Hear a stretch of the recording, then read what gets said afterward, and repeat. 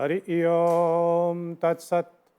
लोकाभिरामं रणराङ्गधीरं राजीवनेत्रं रघुवंशनाथं कारुण्यरूपं करुणाकरं त्वं श्रीरामचन्द्रं शरणं प्रपद्ये। मनोजवं मारुततुल्यवेगं जितेन्द्रियं बुद्धिमतां वरिष्ठं वातात्मजं वानरयोत्तमोख्यं श्रीरामदूतं शरणं प्रपद्ये। श्री श्री सीतारामचंद्राय नमः। श्री रामदूताय नमः। श्री गुरुचरणकमलेभ्यो नमः। ओम नमो भगवते सिया राम कृष्ण हरि नारायण।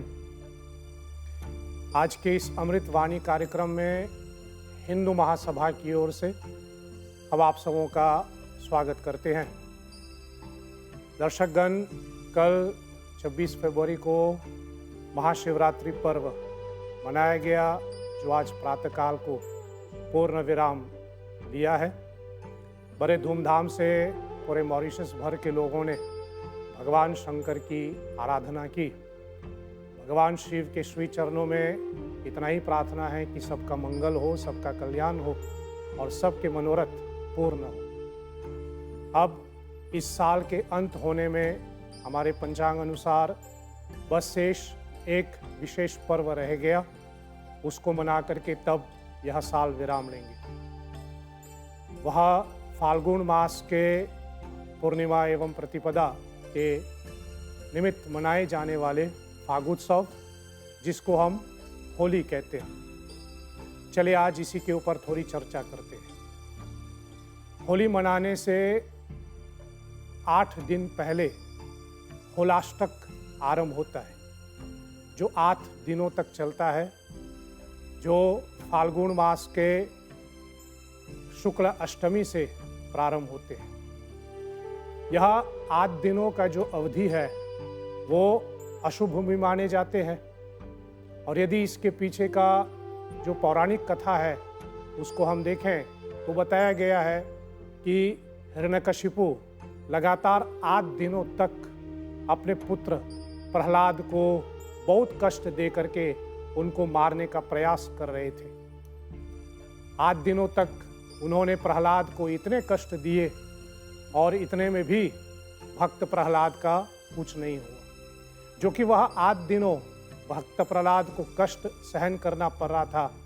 उसी कारण से इस होलाष्टक के इन 8 दिनों को अशुभ माने जाते हैं। दूसरी कथा इसका कामदेव से भी जुड़ा हुआ है कि भगवान शंकर ने जब कामदेव को भस्म कर दिया था तो कामदेव की पत्नी रति लगातार 8 दिनों तक भगवान शिव की आराधना कर रहे थे, जिससे कामदेव को पुनः जीवित किया जा सके।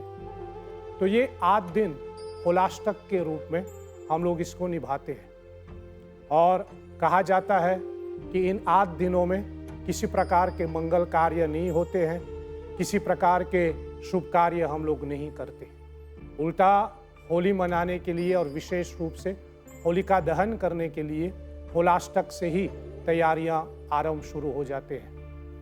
और तैयारियों के निमित्त फिर हम लोग ऐसे कहें कि जहाँ पर होलिका दहन किया जाएगा, जो लकड़ियों आदि का प्रयोग किया जाएगा, उन सब को जुटाना, उन सब को समेटना, इन सब 8 दिनों में किया जाता है। तब उसके पश्चात होलिका दहन मनाए जाते हैं। और होलिका दहन इस साल गुरुवार 13 मार्च को मनाए जा रहे हैं। सो इस निमित्त, इसके नाते होलाष्टक जो है वह शुक्रवार 7 मार्च से शुरू होगा।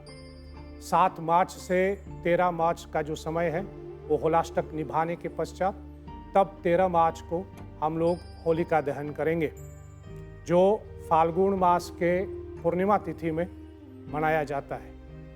और कथा अनुसार आप सभी जानते हैं कि हिरण्यकशिपु की बहन होलिका ने प्रहलाद को लेकर के अग्नि में बैठ गई, इस उद्देश्य से कि उनको तो कुछ नहीं होगा, अपितु प्रहलाद भस्म हो जाएगा। लेकिन भक्त की रक्षा भगवान सदैव करता है, इसलिए भक्त के कोई आँच नहीं आए और होलिका जल गई। और उसी के स्मरण में हम लोग होलिका दहन करते हैं। ज्योतिष शास्त्र के अनुसार होलिका दहन हमें प्रदोष काल में करना चाहिए, यानी पूर्णमासी के सायंकाल एवं रात्रि के समय हमें होलिका दहन करना चाहिए, जिसमें लकड़ी के देर आदि बना करके उनको होलिका के आकार आदि दे करके मंत्रों के द्वारा पूजित होने के बाद तब अग्नि स्थापना करके इनको भस्म किया जाता है। और मान्यता है कि हम उस दिन अपने घर के जितने भी अशुभ सामग्री हैं उस होलिका के दहन में हम उसको भस्म करते हैं। हमारे घर के जितने भी नकारात्मक ऊर्जा है उन सब को हम नष्ट कर देते हैं। इस साल के लिए पंचांग अनुसार तिथि दिया गया है, मुहूर्त दिया गया है होलिका दहन का, वह है कि 13 तारीख के रात्रि के 10 बजे के आसपास तब यह होलिका दहन की मुहूर्त बताए गए हैं। और ध्यान रहे दर्शकगण कि यदि सही समय पे होलिका दहन नहीं किया जाता है अथवा निर्धारित मुहूर्त के अनुसार नहीं किया जाता, तब इसका जो प्रभाव है या फिर जैसे कहे इसका जो कुप्रभाव होता है उसके लिए पूरे राष्ट्र को भी भुगतना पड़ता है। इसलिए अति आवश्यक है कि हम निर्धारित मुहूर्त के अनुसार, निर्धारित समय के अनुसार ही होलिका दहन करें ताकि सबको लाभ हो और सही उद्देश्य में हम लोग करें। होलिका दहन करके जैसे मैंने कहा अपनी सारी नकारात्मक ऊर्जाएं, अपनी सारी निगेटिवनेस, इन सब चीज़ों को भस्म करके हम अपने आप को आध्यात्म के लिए या फिर यूँ कहे हम अपने आप को एक नए साल में प्रवेश करने के लिए मन से हम अपने आप को तैयार करें। अपनी सारे निगेटिवनेस, अपनी सारी भूल चूक आदि को जो विगत साल से हम लोग किए हैं उन सब को नष्ट करके ताकि हम आने वाले चैत्र की प्रतिपदा में नए साल में प्रवेश करें। होलिका दहन करने के पश्चात और जब कथा अनुसार होलिका भस्म हो चुकी थी तो उसके बाद प्रहलाद तो बच गए और उसी के नाते तब पूरे लोगों ने, सभी लोगों ने होलिका के भस्म होने का, दहन होने का और प्रहलाद के बचने का उनके निमित्त जैसे कहे खुशियाँ मनाए। उस क्षण को, उस घड़ी को सबने सेलिब्रेट किया और उसी सेलिब्रेशन को हम लोग होली उत्सव के रूप में मनाते हैं। इसलिए कहा जाता है कि होली जो है वह बुराइयों के ऊपर अच्छाई की जीत होते हैं और इस नाते से होली तब मनाए जाते हैं जब होलिका दहन की तिथि पूरी हो जाते हैं और होलिका दहन की तिथि पूर्णिमा का है। इस साल के हिसाब से यदि हम देखें तो 13 तारीख मार्च को सुबह 9 बजे से पूर्णिमा तिथि आरंभ होगी और 14 तारीख मार्च महीने की 11 बजे के आसपास तब यह पूर्णिमा तिथि समाप्त होगी। और हमें सदैव सूर्योदय देखना चाहिए कि सूर्योदय कब प्रतिपदा में हो रहे हैं, तब हम अपना पर्व मनाएं। और इस नाते से सूर्योदय शनिवार 15 मार्च को प्रतिपदा में होगी। इस नाते से हम लोग यह बताते हैं कि इस साल होली फागुत्सव जो है वो सैटरडे 15 मार्च को मनानी चाहिए अथवा जैसे कहे पूर्णिमा तिथि के बाद, जब होलिका भस्म हो गई उसके बाद तब खुशियां मनाएं। इस नाते से 15 मार्च को हम होली फागुत्सव मनाएंगे। और जैसे आप सबों को पता ही है, होली रंगों का त्योहार है, हास परिहास का त्योहार है, खुशियों का त्योहार है।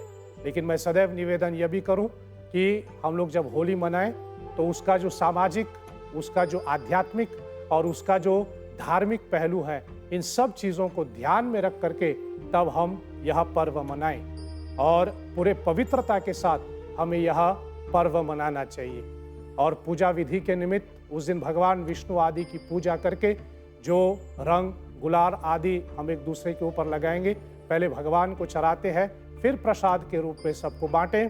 और जो हमसे उम्र में पद में बड़े हैं, पहले उनको एक तिलक लगा करके, उनको एक चंदन लगा करके, उनका आशीर्वाद ले करके तब हम इस पर्व को मनाएं। और जैसे मैंने कहा, इनका जो सामाजिक पहलू है कि हमें शिष्टाचार के साथ, हमें डिसिप्लिन के साथ मनानी चाहिए और इसको हम एक बहाना ना बनाएं कि हम सारी मर्यादाओं का उल्लंघन करें। इसलिए हम सबको चाहिए कि हम इस पर्व को बड़े पवित्रता के साथ मनाएं और पूरे सात्विक रूप से इस पर्व को मनाएं, ताकि हमें इस पर्व का जो है बहुत अधिक लाभ प्राप्त हो।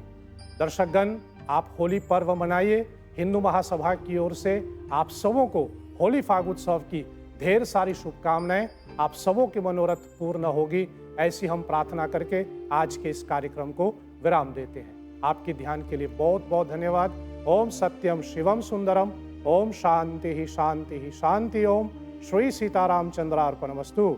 साधुवाद। जय श्री हरि।